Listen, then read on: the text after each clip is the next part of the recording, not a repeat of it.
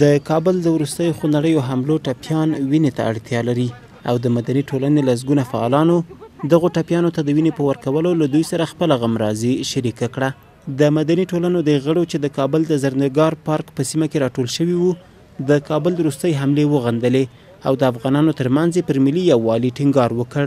د مدني ټولنو د دې غړو په استازیتوب علي فکور له خلکو وغوښتل چې له ټپي شویو کسانو سره خپل درد شریک کړي او هغوی ته وینه ورکړي.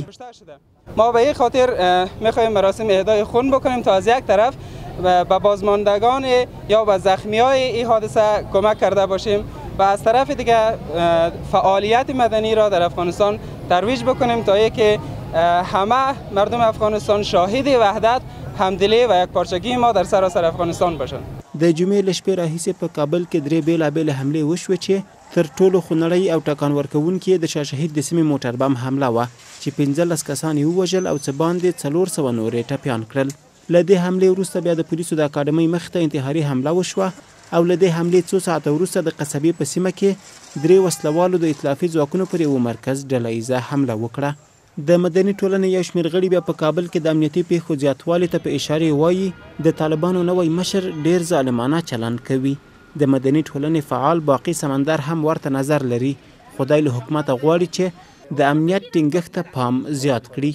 4 بار خون ریختن در 24 ساعت میخواد بگوید که ملا منصور رهبر فیلی طالبا خونخورتر، جنایتکارتر، قاتلتر و قسوی قلبتر است از ملا مادمر کرده تا نوکری اویشه برای ایسای پاکستان و برای رحیل و اونا نشان بده. د همیرا قادری په نوم د مدني ټولنې یوه بله فعاله بیا وایي که وضعیت همداسې دوام وکړي د خلکو غبرګونونه به راوپاریږي. باید تصور کنیم که ممکنه خون مردم به قلیان بیایه و اگر قرار است که شرایط همچنین ادامه پیدا کنه مسلما نوع برخورد مردم هم متفاوت خواهد شد.